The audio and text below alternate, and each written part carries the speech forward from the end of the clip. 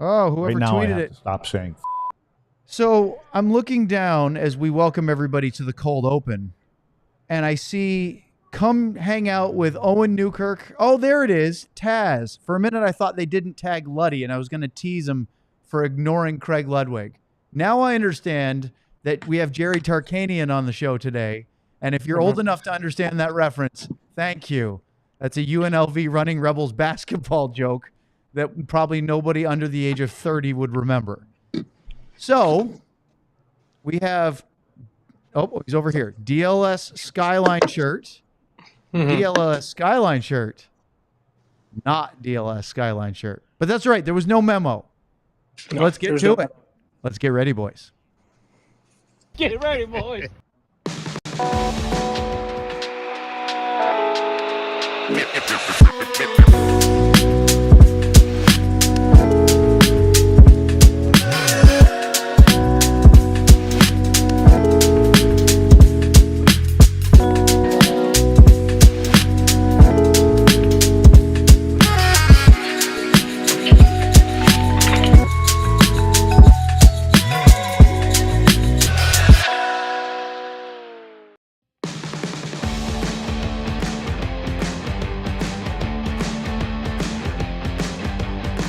It is Friday. It is February 14th. And for some of you, that means it's Valentine's Day. It's not my favorite holiday. In fact, I think it's my least favorite holiday. But I know that some of you out there watching probably disagree with me. So happy Valentine's Day, one and all, including my two co-hosts today, Craig Ludwig and Sean Shapiro. And, of course, our producer, Mr. I Don't Use Corners Anymore, John Anderson. You know why? No cutting corners here. John doesn't cut corners. Man, we had the same joke ready. Hey, yo. Last show of the week. In fact, we have 4 days off after this because with the Stars coming back from the Four Nations break on Saturday and Sunday of a week from now, we have to do game shows for that. Post games, pre games. So we'll do a show today, and then we won't do another one until next Wednesday. What the heck are we going to do with ourselves? I don't know. Alongside Sean and Craig. No, you're that way. Yeah. Let's get to it. High five. So, Luds, you missed yesterday's show because you were traveling, and now you are in Blaine, Minnesota. Am I correct? Yes, I am. And how is the delightful weather up north in Minnesota today? Right now I have to stop saying. It's about 5 degrees or so. So it's just like you used to growing up. It's overcast and cloudy, and it's a good day for hockey. Let's put it that way. Sean, you're still in Detroit, which we're in 3 separate locales. Is it as cold in Detroit as it is in Blaine? I mean, we're up to a balmy 19 right now. Oh. So that compared to Lud's, so I'm not even going to complain about. This walk to school this morning with the kid was in 9-degree weather, so that was my tough part of the day. But we are. I'm not nearly as cold as Lud's is right now. So Oh my God! Look at Sean's footage. I have an update. Yeah. It's 22 degrees. I haven't been out since 7 o'clock this morning, so it's 22 degrees. I didn't even know it. Oh, warmed right up. Flip-flop weather, Luds. I got them right here. I bet snowing. you do. It's supposed to get some snow here about 2 o'clock. So. All right, guys. We have a couple of big pieces of Stars news that pushed all our Four Nations talk down into later in the show today, and it starts with Thomas Harley. We all saw on Wednesday, and we didn't get a chance to talk about it with Luds because he wasn't on the show yesterday with the Canada-Sweden game. Shea Theodore got hurt, and then they announced he is out for the tournament. That came from their Canada head coach, John Cooper. The clarification yesterday, and it's changed today since then, was Canada cannot replace a player yet because they still have 6 healthy defensemen. So they believed. So Dallas Stars defenseman Thomas Harley, who on Wednesday, Stars assistant GM Mark Janko told us in studio that he was really close, along with Wyatt Johnston, to being named to the Canada roster. Well, Harley got, or the Canadians were told that they could move Harley to Boston in anticipation of possibly needing him if they suffered any further injuries. That changed today because Cale Makar missed practice due to an illness. And from the reporting I've read, and Sean, please correct me if you've seen otherwise, that Hockey Canada went to the NHL and NHLPA and basically convinced them to allow Harley to be brought to Montreal because there is a chance that Makar wouldn't play tomorrow night against the United States. Yeah, that's the pitch Hockey Canada made, and they obviously did it rather quickly before John Cooper spoke to the media today, when John Cooper went and said that he expects, I can't remember his exact terminology, but he's confident Makar will play tomorrow. But yes, the terminology is that there's no way you can add someone to the roster unless you had someone who went under the healthy 6. That was the original rules, but Hockey Canada apparently went and pushed and said, hey, what if we've got an illness and we might not, we need the guy just in case. So Hockey Canada won that, and Thomas Harley now is in Montreal. Is on his way to Montreal. I don't think he was there to practice today. And if Cale Makar cannot play tomorrow, Thomas Harley will play. But if Cale Makar can play, Thomas Harley does not get added to the roster. It's very, very weird all over the place. Luds, we all knew that Harley had a slow start to this year, along with many other Dallas Stars, big-name guys, whether it's Jason Robertson or Miro Heiskanen or Rope Hintz, Wyatt Johnson. The team, thankfully, Jake Ottinger did not have a slow start to the season, but those guys all did. Is that the only reason Harley didn't make the team, or is it just because Canada's so deep that he was probably the 8 of the 7 they could bring?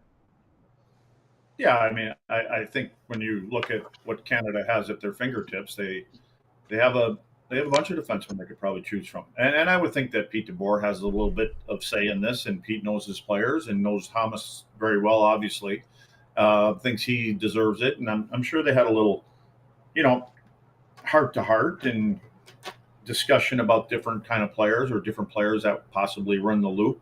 So it's from DeBoer and the Dallas Stars standpoint, whether Thomas plays or not, it's a super opportunity for him to be around, those players. And it's different being around those players when you're on the ice and you're chasing them around, but to be able to see how they go about their business on a daily basis, there may be some things that he picks up and says, man, I didn't realize you could do this, or why does he do that? So, and just some of the conversations that are probably going on.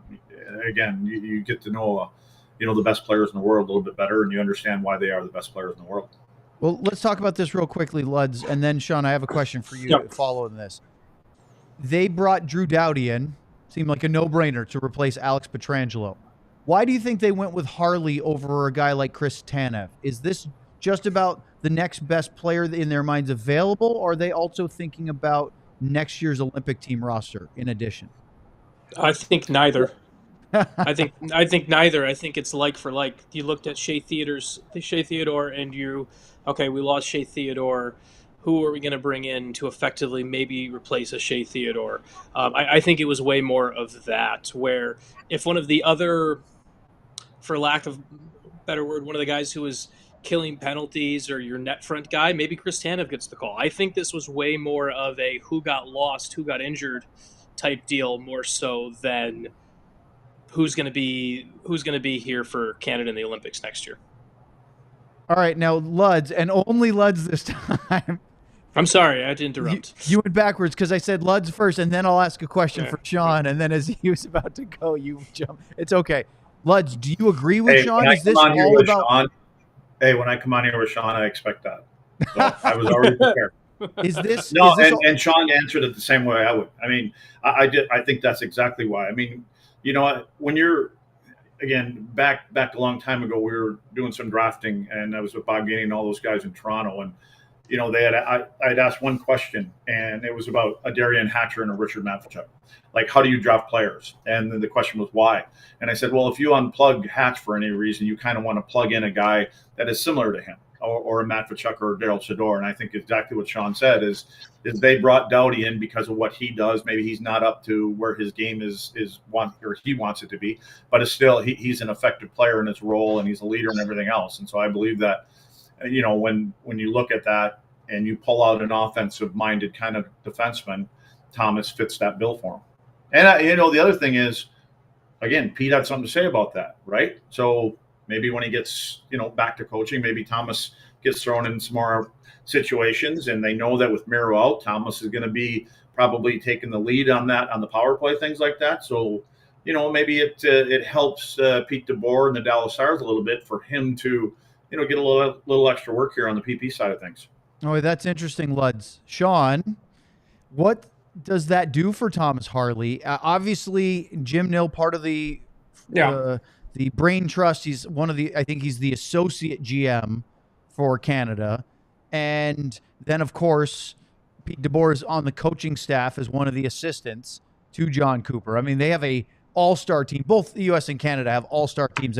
All their coaches on the bench are NHL head coaches, which is really fun, except for David Quinn. But current and Stars assistant Misha Donskov. And Misha Donskov. So there's three elements of the Stars organization in Hockey Canada right now. But what do you think, as Luds was talking about, what can that do for Thomas Harley's game going forward to be around this, playing it, maybe start to believe, because he played World Juniors for Canada after being in the bubble for the U.S., or for the Stars, for one game in a like the round robin warm up against Colorado, which he immediately admitted didn't go very well. But what do you think that could do? Can that help make him vault into sort of the next tier of a defenseman in the NHL? I think it puts Thomas Harley, I think it better frames Thomas Harley for the rest of the world that we've already seen in Dallas. Just to be frank, Thomas Harley has been one of the top 10 defensemen in the NHL this season. I don't think that's a stretch to say based off play and everything like that, but reputation and getting invites to national teams like this are how you put yourself further and further into that conversation. So for me, I don't think this changes anything for Thomas Harley.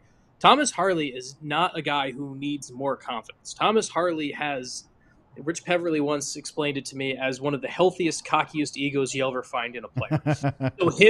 so him getting selected to this team, like for some guys to be like, oh man, this is going to help his confidence. I don't think Thomas Harley ever lacked confidence. I don't think Thomas Harley needs that. I think there are things that he can learn from being around those guys, some extra time around a Crosby, around that group, but definitely can't hurt. I think this is more of a bigger perception thing, where there's now people who will look outside. There's a lot of people today, particularly in Edmonton and Toronto, who were thinking we'd see Bouchard or Tanev, who are thinking like, wait, now Thomas Harley is going to get some more attention overall with how all of this goes. So I think it's more of a perception thing, where Thomas Harley now gets a little bit more of the respect on his name that his play should have deserved, but kind of flew under the radar before. Boy, Sean, that's a great point. And Luds, I've told you several times, I know I've talked to Sean about it before, especially when we talk about end-of-season NHL awards, how if they don't have great games against the Torontos, Montreals, New Yorks, the ones where there are a lot of writers that can vote, they have to play really well in those games to get extra notice or significant playoff exposure to get that national and international attention. This is a big thing for Harley in that regard. Yeah, and when Sean uses Bouchard and Tanev, I think they're actually two guys at the end of a spectrum, because Tanev, if you bring him in, is because you're leaning more towards shutting things down in your own zone. And, he gets up and runs and everything like that, but he's wired to defend first.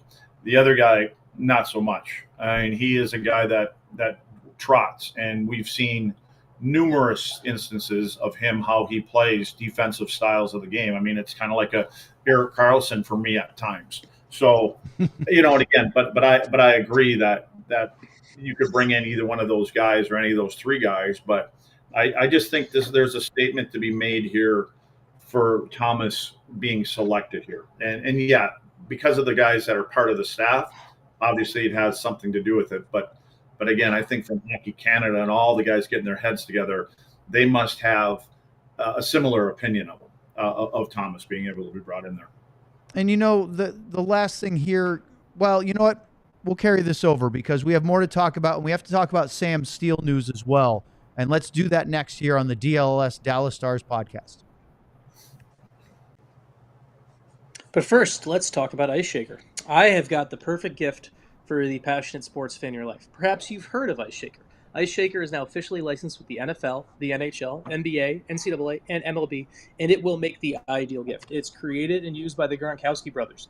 Ice Shaker has sold over 1 million bottles. They have changed the game with workout bottles, and this is the bottle you've been looking for. Go to iceshaker.com and use the code ALLCITY25 at checkout to save 25% of your order. Remember, you can go and order your team-branded bottle today. Iceshaker.com, code ALLCITY again, ALLCITY25 for 25% off your order. 25% off your order. Ice Shakers. Show your support for your teams with the best branded workout bottles on the market. Boy, well done, Sean. I appreciate how quick you were and also how you wanted to try to read that as fast as humanly possible with one breath. That was great. Now let's talk about Game Time. And we can do it a little slower than Sean just to make sure that people can understand what we're saying. Game Time is a phenomenal platform to get the tickets that you desire to the big-time sporting event, concert, theater performance, or comedy show out there. And you can do it in multiple ways. You can go to their website, gametime.co, or even easier, download their app. It's so easy, it's convenient, and they have a feature called Game Time Picks, which makes getting tickets for events even easier. Game Time Picks filters out the fluff to show you only incredible deals on great seats, so you don't have to waste time searching through thousands of tickets to find the best value. What if you want to go see some games for March Madness? Maybe an NBA game, maybe a Four Nations game in Montreal or Boston. Go right now, check out the seat views to make sure you know what you're getting if it's your first time at that venue, and you won't be disappointed. Take the guesswork out of buying tickets with Game Time. Download the Game Time app, create an account, and use the code DLLS for $20 off your first purchase. Terms apply. Again, create an account and redeem the code DLLS for $20 off. Download Game Time today. Last-minute tickets, lowest price guaranteed. So I was going to make one more point about Harley. If you guys have anything more you want to add about him, feel free, because then we're going to transfer over our conversation to the news about Sam Steele, which we discovered today. But before we do that, I'm thinking here now, it's a shame that Miro's hurt for multiple reasons. One, for the Dallas Stars. Two, because obviously for Finland. And three, it would be really great for him to get that extra exposure. If Harley starts to get mentioned more, whether he plays in this tournament or not, and then plays well the rest of the season, playoffs, maybe he's in a better spot to make the Olympic team. Does this ever, getting that more reputation on his name, Sean, like you were talking about, does that help him garner any kind of Norris Trophy kind of votes? Because if he started to tee into the offensive side of his game, that Miro's had to go down a little bit, that could be a benefit to him, right? I have the Norris Trophy conversation is a very difficult one, because it's going to be hard for Thomas Harley to win a Norris Trophy on the same team as Miro. Just that's the reality. Is that like dividing votes almost? Well, no, it's one of the things where John Klingberg at one point, and John admitted this to me rather sadly, is like, you can't be considered the second best defenseman on your team and be the best defenseman in the NHL. Right. And so I know, so Thomas Harley will have to outplay Miro and become the Stars' best defenseman to win the Norris Trophy, which, if that happens and the Stars are able to do that, that would be tremendous for Thomas Harley. So I struggle with throwing Norris around. It's an award that also, to win the award, you also need to put up the points, and I don't know if he's ever going to put up the type of points. Like, he's going to be a very good offensive player, but he's not going to be a Cale Makar. He's not going to be a Quint. He's not going to be a Hughes. He's not going to be. I don't think he's even going to be a Fox with the point wise. So, where this gut does help him, though, from a perspective and as things go in reputation, and is you get the push for. You get the if you're hey, I'm a Hockey Canada level defenseman, a guy you just bridged for 2 years. Oh, I was just going to bring it up. Year, like that to me is the first thing that jumps to mind. Thomas Harley's potential bottom line has improved greatly by his ascension this season, and his agent, who also happens to represent Leon Draisaitl and Mikko Rantanen, and has a history of pushing for his guys to get a good amount. Thomas is going to be able to afford many vacations to Mexico to make up for the one he just lost for this week, I guess. Luds, that's exactly where I was going with that. Doesn't that go to your first point, though, about the confidence that Thomas has about himself? Yes, Yeah. exactly. 100%. 100%. But that was, Luddy, when we talked about the Harley Bridge deal, the conversation was, boy, he scored almost as many goals as anybody else defensively in the league last year. And then the counter was, well, for a stretch of the season, that was true, but you haven't really done it over a larger sample size. How does this change? Because, if you're talking about people saying, what about Bouchard for Canada? What about Tanev for Canada? Harley gets picked. Does this, as Sean said, help fill the void? Because he hasn't scored a ton of goals this year, and he didn't at the end of last year either. Does this sort of help fill that void a little bit because that national and international recognition? Yeah, and I would think that, there's a few more weapons here that can get Thomas the puck and can allow him to take maybe a couple more chances at the right time. And I think he'll be able to play with some of the talent. It's overwhelming, but I think he also knows, to stay in his role. The biggest thing I look at this whole thing is college confidence. And when you play from a young player, from the standpoint of guys that play in college and they grow and they only play a couple games a weekend, right? But what happens is they get around other players at different times of the year, and then their confidence and they learn things, and then they get into the American League, they learn things. And the same thing with junior players. I look at when he gets with this group of guys and he just hears different voices from coaching. He's going to hear, one of the best coaches, top 3, 4 at the end of the day, maybe in the game when it's all said and done with, in John Cooper. So I just think there's got a lot of that he can soak up, and it'll be interesting to see what he brings. And we may not see anything when he comes back. We may not see anything this year, but I think, again, I go back to the things that he's going to learn and be able to soak up while he's there. And it'll be interesting to, when you guys get back and you want to chat with him after games, and in the first 10 games, will there be a difference in Thomas Harley for any reason? Because now, and again, with Miro out, we know the kind of minutes he's going to pick up, and he's going to pick those minutes up, and let's see what he does with them when he gets back playing with his own team. I want to ask all those things. Sean, I got a quick question, though, from Talk Hockey with me. That's one of our diehard Jordans. Yeah. Can someone please explain what bridge deal means in the chat? Yeah, it's a good question, just because we use it all the time. Essentially, a bridge deal is when a player, instead of signing the long-term deal, and is typically we're talking about a player who the years between unrestricted and restricted free agency, instead of signing the long-term deal, you sign that bridge, and that's that short-term bridge to the next contract.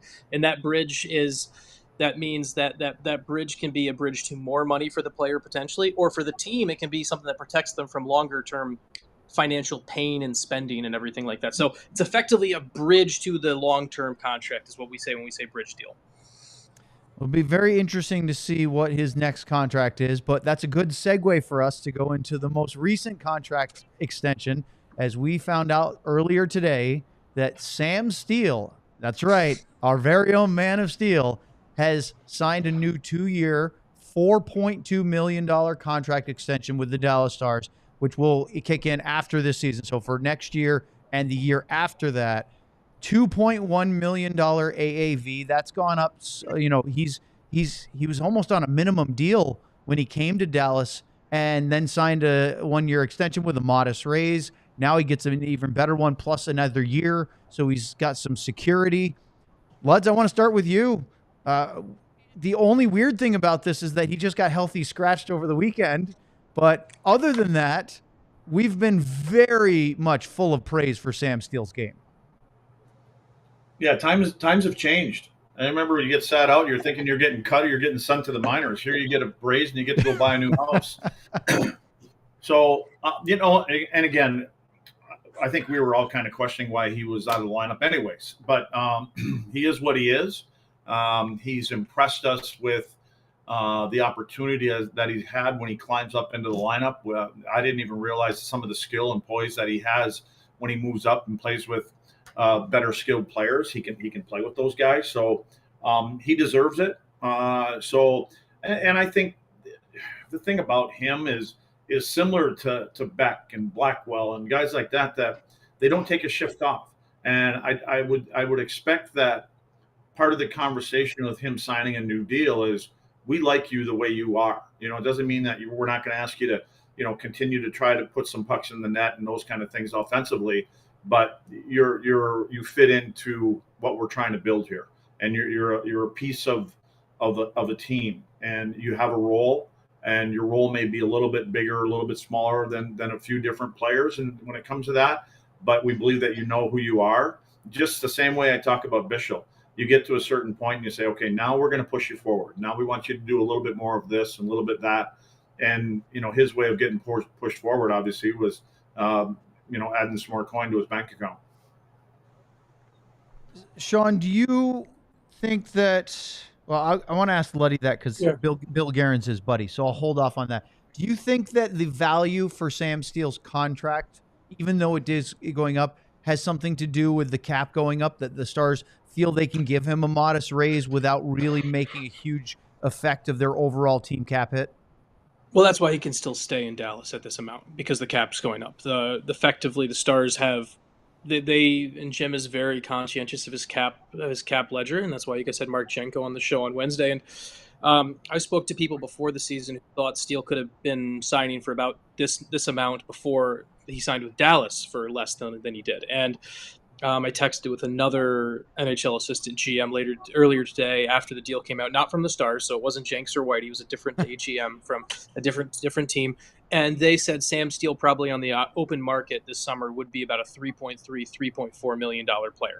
Now, they also said the caveat is he's probably getting that money from like a San Jose or a Chicago. He's got to go to a tough team to do it. So Sam Steele got a nice little pay bump, and he also gets to continue help keeping the Stars cap ledger really well, and he gets to keep playing for a championship contending team. So by Sam Steele, it's kind of one of those things as a player. You kind of balance the chance to win versus more money versus that. And Sam Steele made the choice that he could still take a little pay bump. Probably would have gotten more if he had gone to July 1st and not signed in season. But he is now going to be part of the Stars' long-term plan for 2 years. And it's a smart move by Steele. It's a smart move by the Stars, and for both organizations, both parties who want to win here. All right, Luddy, I've got some numbers for you, and I want to ask you about the Minnesota Wild. Your good friend Bill Guerin, their general manager, who's currently dealing with Team USA GM duties for Four Nations. Sam Steele was a first-round pick of the Anaheim Ducks, and I look back at his contract history, and after his entry-level contract expired, and he was paid like a first-rounder, he signed a 1-year, $874,000 basically 1-year extension, right? That's one of those really short bridge kind of things. He was not offered his qualifying offer, became a free agent after that season. That was 21-22. And then he signed a 1-year, $825K for the 22-23 season with the Minnesota Wild.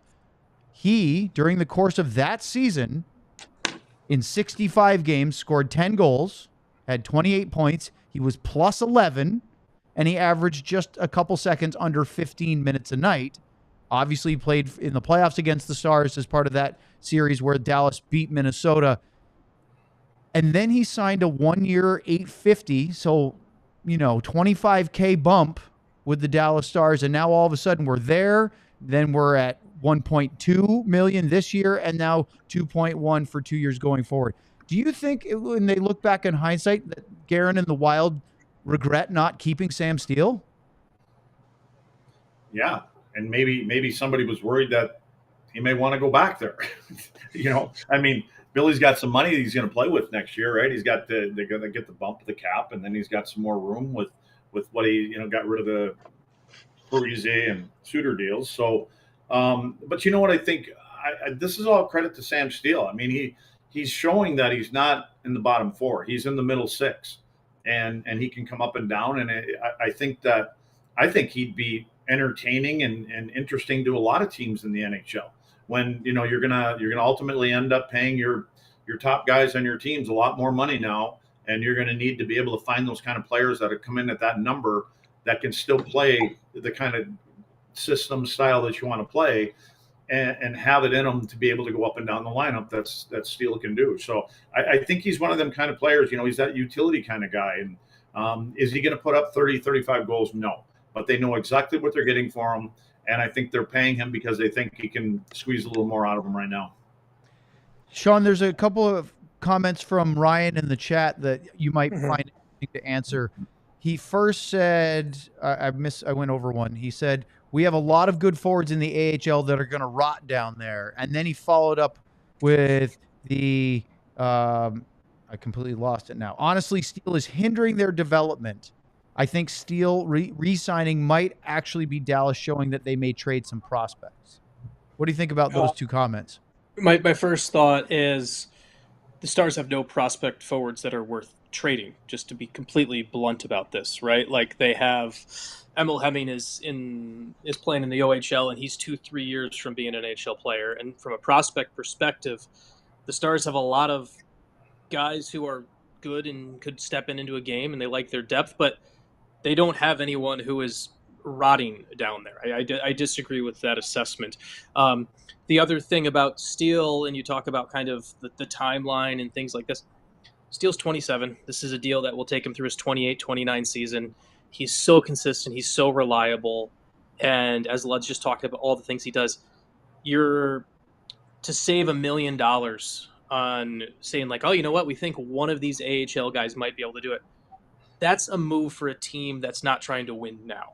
That's to me, honestly, the Stars are trying to win a Stanley Cup. They're trying to win 3 Stanley Cups. They're trying to win multiple Stanley Cups. So you build that team that can do that. So I disagree that this is a move that hurts prospects at all, because honestly, there's not prospects that have enough value to trade. That's why I wrote something about this the other day that I think was at the diehard level. Go be a diehard. Shout out for that. And but there's really no prospects that are worth trading currently in the NHL, and from a forward perspective. And if you are going into those players, I go and I offer this as my counter too.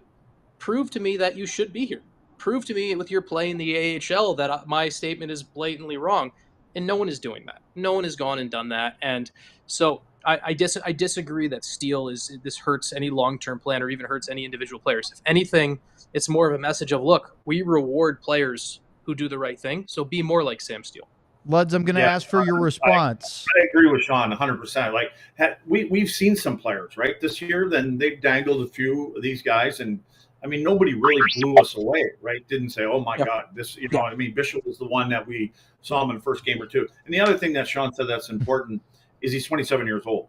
Like, he is what he is. You know exactly what you're getting from this guy. It's not like he's 23, 24 years old. And is there more there? You know, where there's that question mark. There is no question mark about Sam Steele. They know exactly what they're going to get from him, and they're obviously happy with it. R2 Huru, Justin Ritzkovian, Cole Lynn, Cameron Hughes, Matej Blumel, Antonio Strangis, just to name a few of the forwards currently on the Texas Stars roster. Are any of those guys being held back? Well, no, that's not the right question. Any of those guys pushing Sam Steele out of a spot in the roster in the NHL?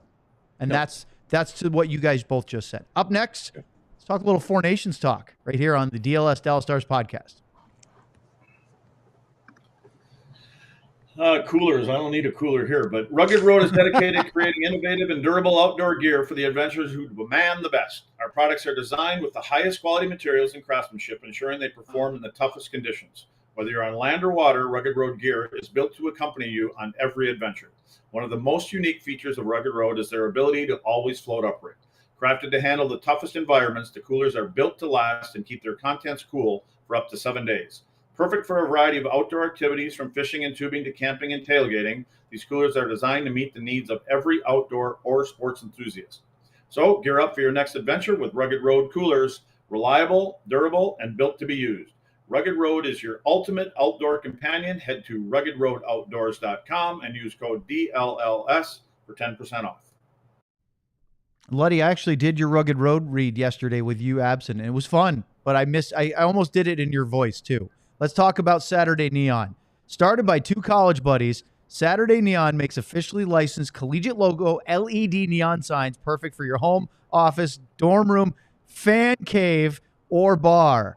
Check out their new Essentials collection featuring almost 50 of the biggest schools across the country and counting for only $75. Check out their Texas A&M, Texas Tech, Oklahoma State signs, and many, many more. Unlike traditional neon, these LED signs won't break or shatter but give you that classic uniform glow that you know and love. LEDs last up to 100,000 hours, so you'll be enjoying your sign for years to come. Super easy to install using the provided hardware or with 3M command strips.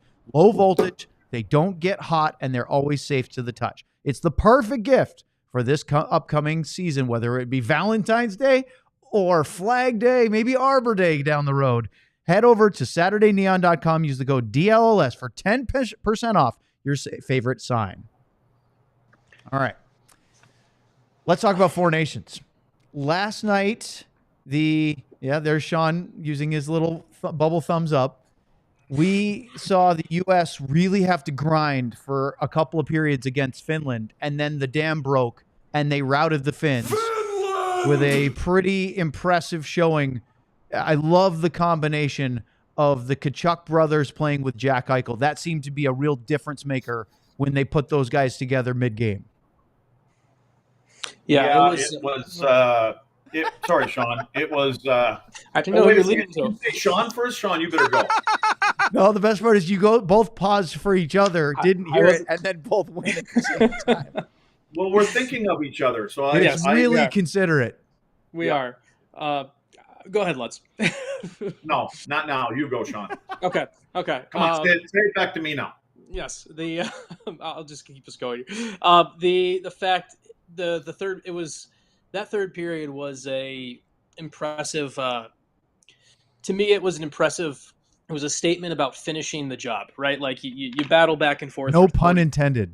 Yes, yeah, exactly. You go and you play for 40 minutes and it's close and everything, and the way you jump out in the third period, and I know the first goal is a little bit fluky, and it's probably, honestly, the two goals that were allowed by Saros there are probably the reason Kevin Lankinen is getting the start tomorrow.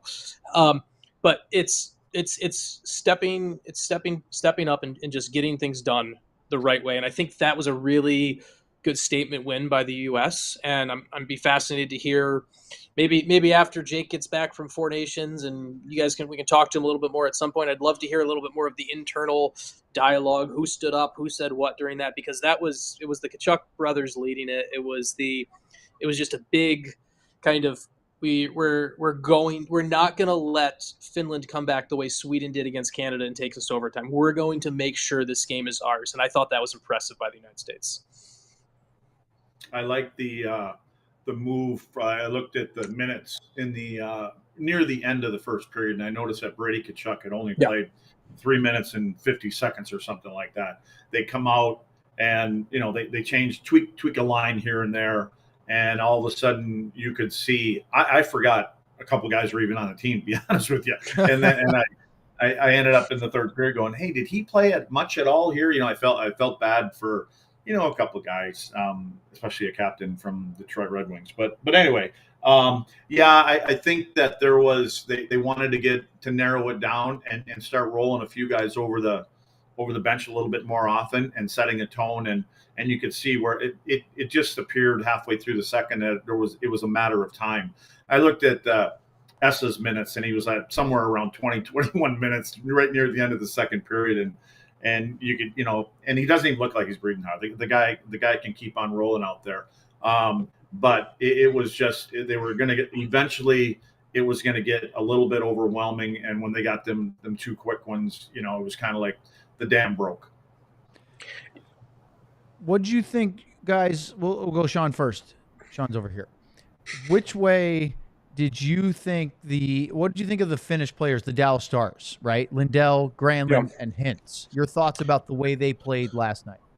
I like Granlund and Lindell's game. I thought Hintz looked.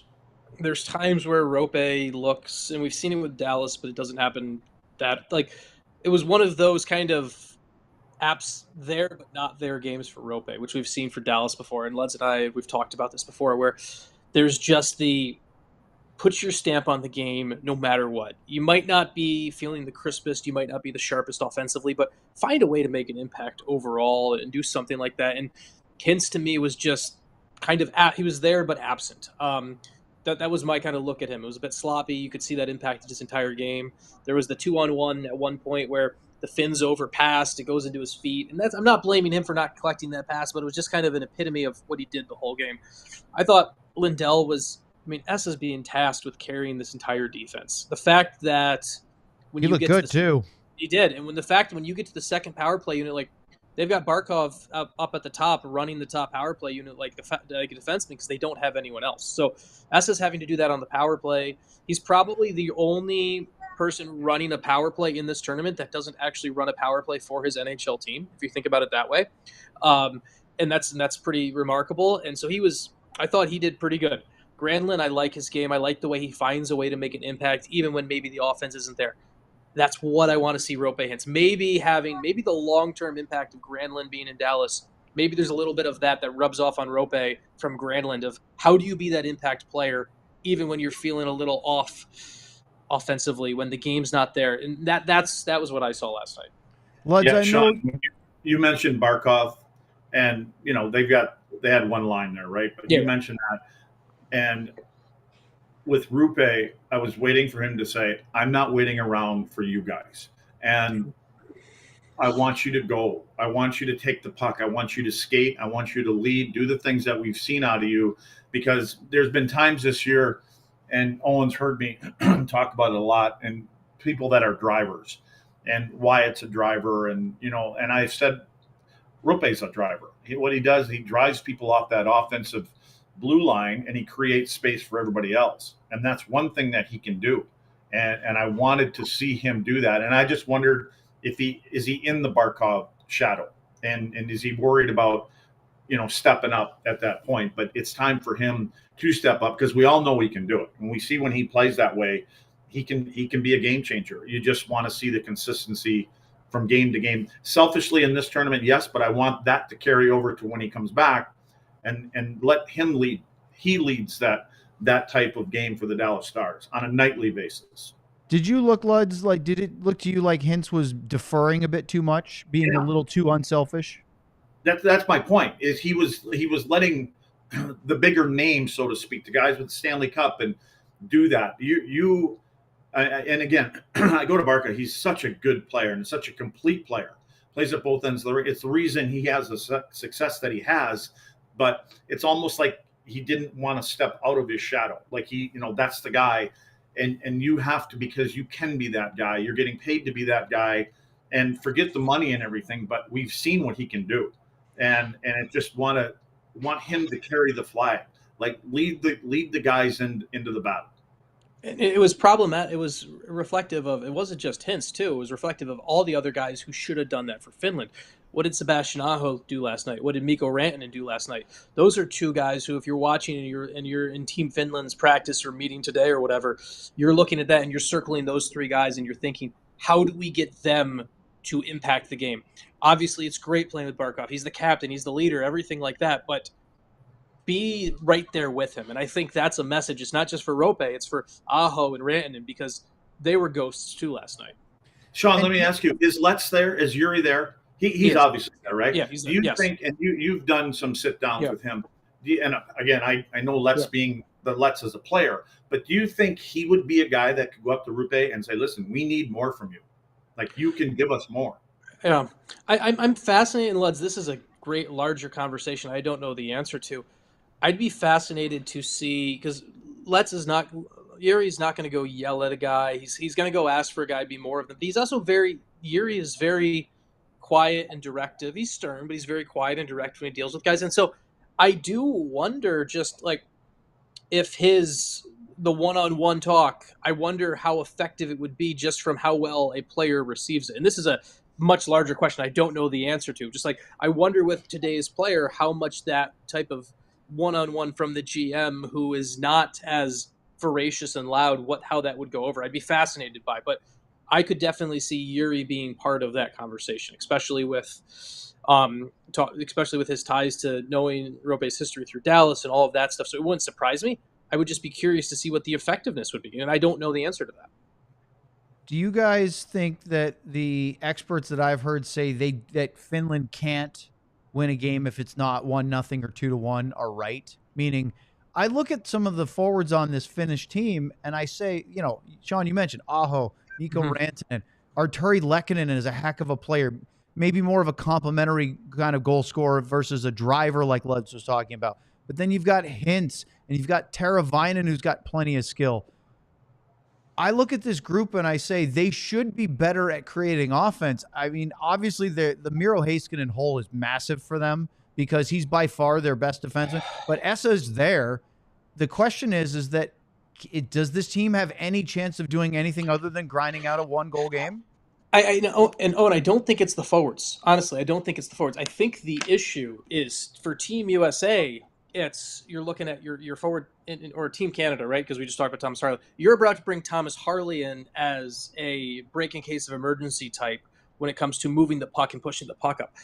So many of the Finnish defensemen are chipping out off the boards, chipping glass out, high flip plays. Like I know Jukka Harju scored the goal the other night and he got in on the rush. I actually liked his game a little bit, but to me a big part of it is where's the connection there for Finland? One of the reasons they have to win 2-1, win 1-0 or whatever games is because I think the forwards, if you put Team Finland's forwards with Canada or the USA's defense score, or even Sweden's defense score, you'd be like, oh yeah, they can win this many games. To me, it's the full ice transition of getting up and getting through and that connective point. So I don't think it's the forwards, honestly. I think it's you don't have Adam Fox, you don't have Cale Makar, you don't have the depth of all three pairs who are going to push the play and trying to think about scoring to the other net. And it's so much more of a live and fight to survive the next play type grouping.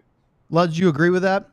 On Yeah, Finland? I was going to ask Sean. Sean, when I think of Rantanen and Aho, not knowing him obviously at all, but watching him play, I get the sense that they're support players. Rantanen was a support player to the big guys that are there. Aho, I don't know enough about to say that. He doesn't seem like a guy that's going to take charge. They're quiet people to start with most of the time. It doesn't seem like they're going to go out and say, "Let's go, guy, follow me." Yeah, and I think that is fair. I think I think it connects in two different ways. I think Rantanen, you look at his history in the NHL, and obviously he's a tremendous player, but it's a lot easier to be number 3 on the billboard than number 1, right? So in Colorado for the longest time, McKinnon, Makar, even when Landeskog was it's a lot easier to be number 3. It's a lot easier to be the support player that is the guy that just bullies and follows around like that. Aho plays in Carolina. Aho is a difference maker. He is a driver. But think about how that Carolina team plays. It's 4 lines of complete chaos, 4 lines that hit in waves, and it's not necessarily built on one line. The Hurricanes having success is not dependent on Sebastian Aho having a great night. And so I think there's a little bit of that mentality where those two guys, and I think that's one of the reasons Rantanen is still waiting to kind of find that spark with Carolina himself right now, is there's a bit of that mentality for those two guys of, hey, go be the guy. Unlike a Barkov, who, honestly, Barkov has had to be that guy in Florida. He went through some, not lean years, but some lesser years in Florida and then got the support staff, and look what he's done since. All right, let's talk about being a diehard as we went right up to the very last second. You can sign up by using the QR code at the bottom of the screen. You can go to the website, alldls.com, and subscribe to the diehard program, which is the high level of DLS fan support, and you get so many features with it. I can emphasize a few. 1, you get a free t-shirt for each year you sign up to be a diehard, like the ones that Sean and I are wearing, which I think are sharp, or whatever Luddy's wearing, which is not a DLS shirt. Trying to be part of Could be. We can't tell. Yeah. His Wi-Fi made it a little blocky, so maybe it is a new one that we just don't know about. It's the weather. You can get any one you choose just for a shirt on the DLS merch webpage, and you also get a discount on other merchandise. 20%, I believe, is the discount for being a diehard. And on top of all that, you get access to all the writing that we have, whether it's Sean or Sam here on our Stars coverage. Tim Cato has been absolutely killing it on the Mavs side of things. We have Clarence Hill and Joe Hoyt, and of course, Jeff Wilson over on the Rangers, the other two over at Cowboys. All great reasons to sign up to be a diehard. On top of all of that, you can even be part of the Discord. Oh, Let's is trying to do a little antenna. I love it. You can. Yeah. I'm gonna put a hanger on here and see if it helps. I was going to see. Might as well make some rabbit ears out of it. But you can use that Die Hard access to get to our Discord channel, and we used it for a variety of show purposes. Not to mention, it's a fun community where you can chat outside of when we're doing a live show. Meaning during a game. Boy, the Die Hard Discord chat 2 nights ago during Canada-Sweden was something else because they discovered the voice chat function, and all of a sudden we had redneck jokes and military code name conversations about relationships. Is it working? It was all over the place. Yeah, Luds, you look better now. It actually is. Not. It's going great. Yeah, just put it right in front of your face. That'll definitely make it better.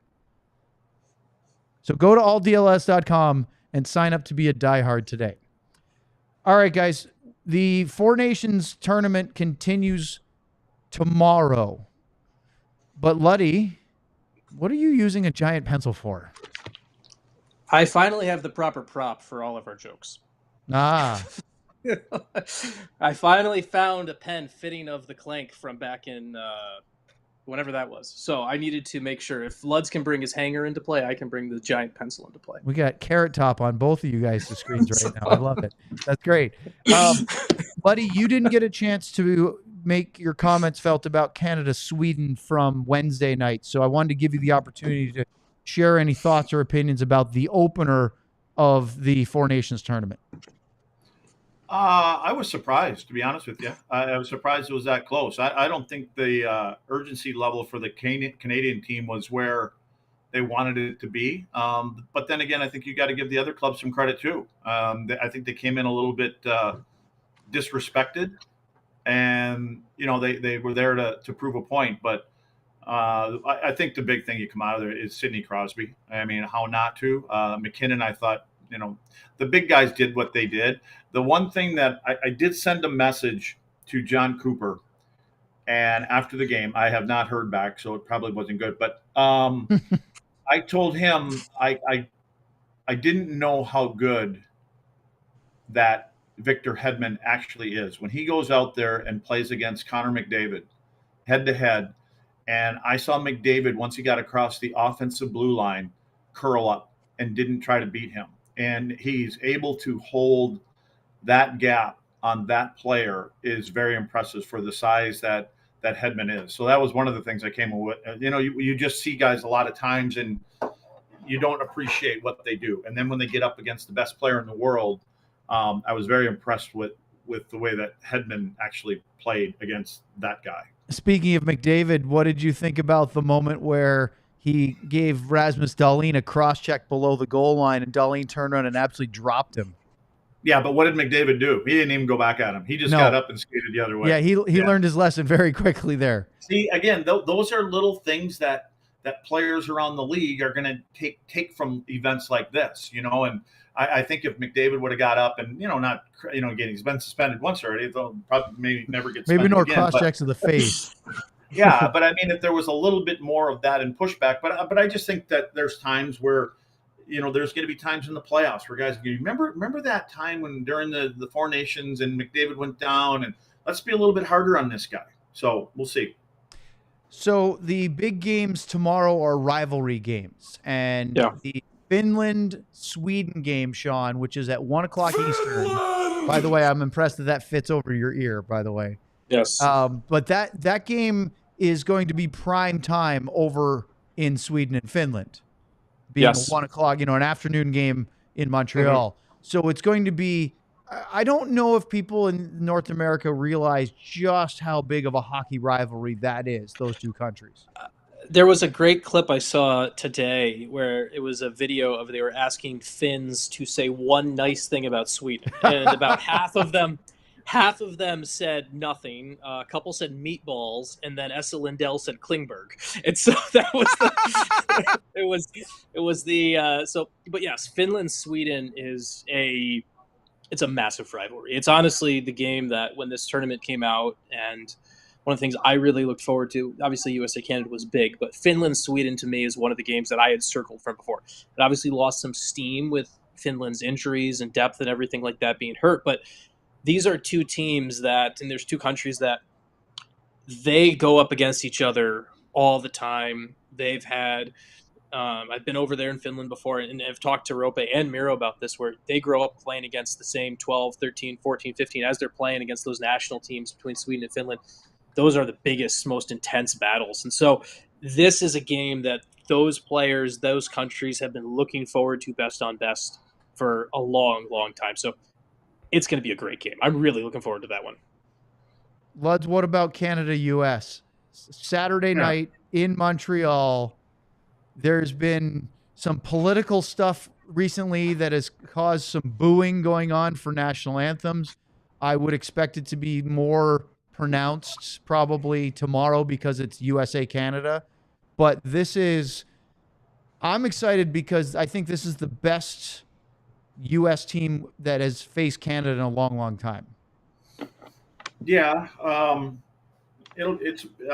I think it's probably a game that you'll see in a couple days from now. So I think they both expect that also, that it could be a championship game. Obviously, you're going to get a better level, a better game from the whole club in Canada is my belief, because they know where they've got to be in this whole thing. So, but it may get a little bit more heated. I mean, you say there may be a little bit more pushback here and there, but I expect a high octane game. I'm guessing. I don't know. I mean, I don't know how you guys feel about the goaltender. Is it Hellebuck or is it going to be Jake? I believe it's going to be Hellebuck, but I think that's where if there's a weak spot in Canada, that's probably where it's at. So, but I do see that the U.S. team finds a way to win that hockey game. Sean, what about that with Hellebuck? The only goal he gave up wasn't awesome, but he didn't give up anything else, and he's great. But a couple bad goals and a shaky performance, and you're where Finland's at, right? Because I think the U.S. is not trying to find a way to start Jake Ottinger, but I think they're really confident in Ottinger if they needed to. So it was good that Hellebuck had a good game for the most part. Well, they are finding a way to start Ottinger. They want to win tomorrow and have 6 points, which means they're in the final, so that they can effectively rest Hellebuck on Monday against Sweden. So yes, they are looking for a way to play Jake Ottinger. So hey Sean, do you think Hellebuck will have a say in that? Because he doesn't seem like a guy that wants to have any more than a couple days off. And I think if he didn't play that game, wouldn't it be like 4 or 5 days or something like that? And should he take that time off? Yeah, I mean that's a great question, Luds. I think it is that might be the answer. Honestly, that might be the best coaching move. Is if your Team USA staff, if you win tomorrow, you probably go to Connor Hellebuck and you say, "Hey, what do you want? Do you want that game Monday, or do you want the rest?" I think you give him the choice on that, and I think Hellebuck, and that's what you go with, because he is going to be the one that plays against Canada. And he is going to be the one that, if they were playing for a championship, he will be playing in that game, that game as well. So I think that is the conversation. I'd be curious to hear what Hellebuck thinks on that. Because I think there might be a level of he's done everything, and not done everything, but he's done the prep and he's played, and you know what, the rest couldn't be bad. There might also be, hey, keep me on that schedule I'm used to, so we can go win this thing on next Thursday. What happens in your minds? Luds, I'll ask you first. Remember, Sean, Luds first this time. Yes. Canada, Finland on Monday, Sweden, USA. Obviously, tomorrow's game between the U.S. and Canada is a huge factor, because I think Sweden's going to beat Finland. I think Finland will rise to the game, but I think, like the opener against the U.S., it's going to be hard for them to maintain that for 60 minutes. Now, maybe Lankinen stands on his head and surprises us.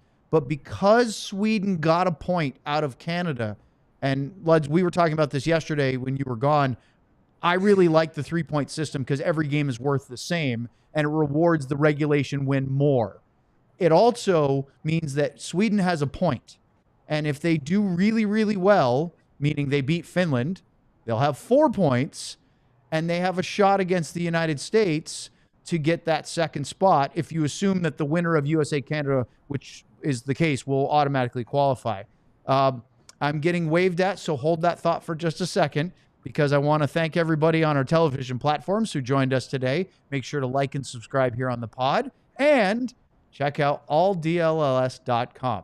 Right now, I have to stop saying. Wait, real quick math question, Owen.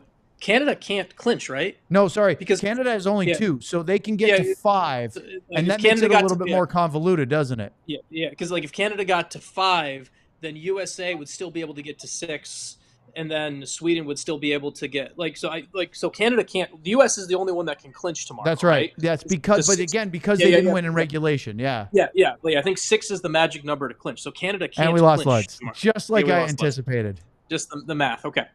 Continue. Sorry. But yeah, I was told there'd be no math as part of these programs. what do you think about the second level, the third round of the round robin, basically the Canada-Finland, because we won't have a show before we get to Wednesday, which will be the day before the championship game.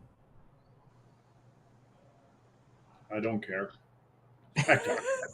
Really? You don't care about Sweden versus the United States in Boston? The only thing I would care about is U.S. wins their game tomorrow, and then it's just the semantics from there.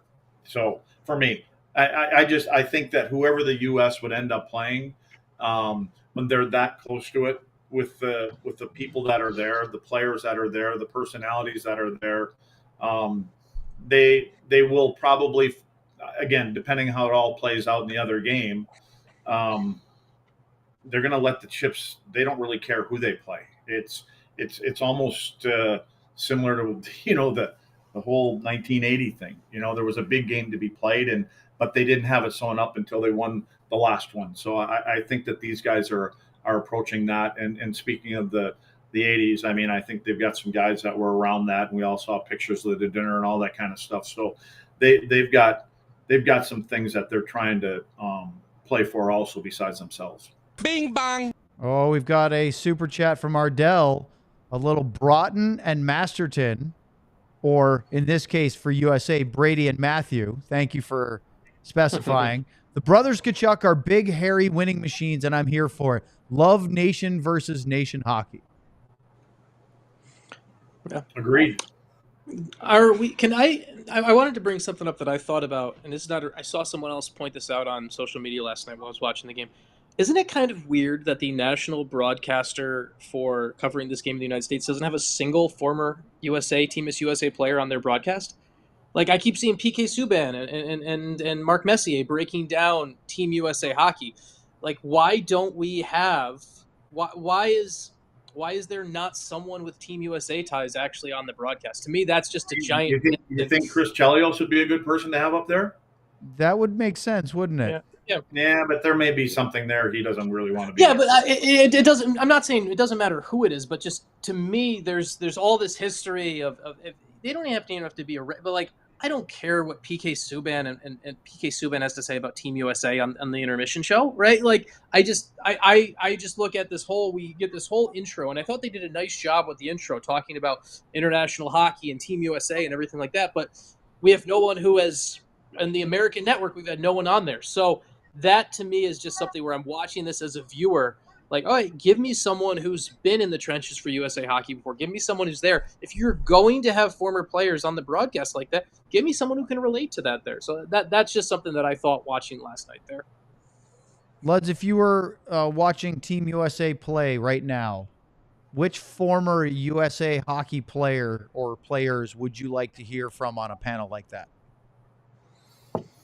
Oh, well, I'd like to hear from Chelly, to be honest with you. I think Chelly keeps it straight, and but that's my only one. And the reason I say that, I mean, obviously he's a friend of mine, and we played together, and we won a cup together, and things like that. But he's a straight shooter, and I would love to see, not that it'll ever happen again, but I'd love to see him and PK go at it on the set, and they can, their own flags in the air, and then I'd like to see it after it goes to break. What would happen? What about in the chat? Russell suggested, what about Jeremy Roenick?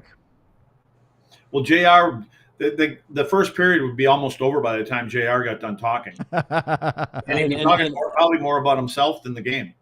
Yeah, and his... He needs some milk. And his broadcast career from a national perspective is effectively killed off after how things ended at the NBC stuff. Yep. So. Yeah, that makes it a little less fun. I feel like because of the path, that this game is almost more important for the U.S. tomorrow against Canada than it is for the Canadians, even though it's at home in Montreal, because they play Finland in the third game. And I think that, all due respect to the Finns, I think that Sweden is going to be a harder game. That being said, I do think that regardless of standings, Team USA's first chance to play on home soil in Boston, even though, lads, it might be a consolation game because they might already be clinched for the final game. But playing in Boston, especially after playing in the belly of the beast in Montreal against Canada, I think that's going to be really special for these USA players. Yeah. Let's. Oh, Sean. Let's. No, I think if they get a couple more, they're so used to playing in all different buildings. And again, I know this is it's a different kind of event, but it'll be nice for them to get a cheer every once in a while where they go into a building and typically they're getting booed most of the time, which is appropriate. I mean, they're all used to it. There's nothing new to these guys. So I'm not even sure that wherever they're going to play the game is that important to the guys that are, going for this trophy.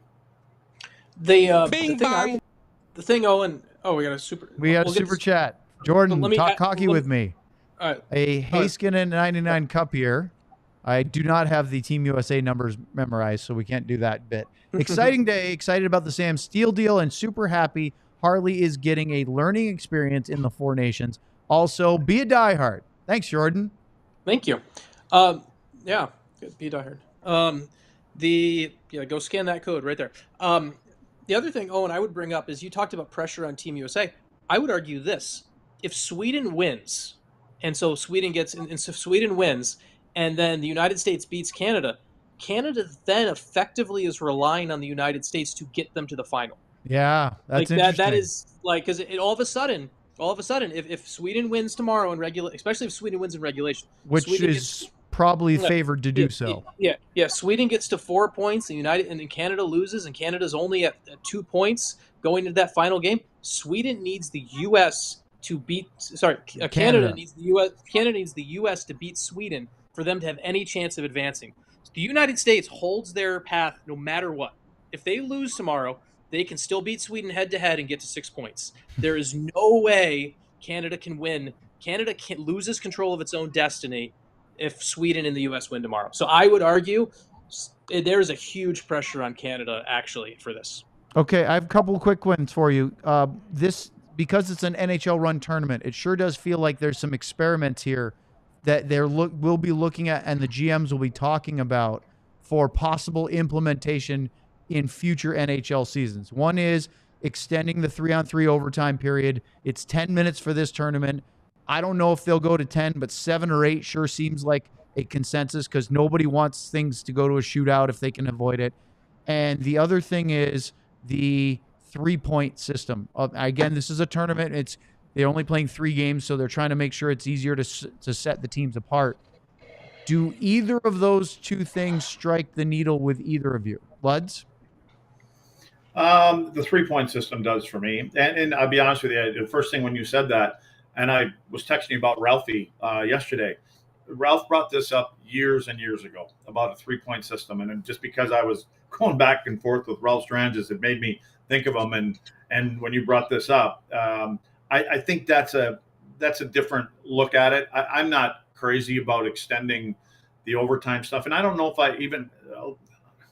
I just think we keep on wearing out the best players in the game the more and more, even like this event. I mean, you got all the best players that are playing now, and then you want them to come back and finish the season strong. And then you want them to go, 28 games in the playoffs. And then there's going to be a short season and all that kind of stuff. So it's exciting and all that, and the fans deserve it. But I think the players need a little bit of rest. So the more that they're going to extend that 3-on-3, unless they're going to throw in a rule that you can only play the third and fourth line guys, I don't know if I like it.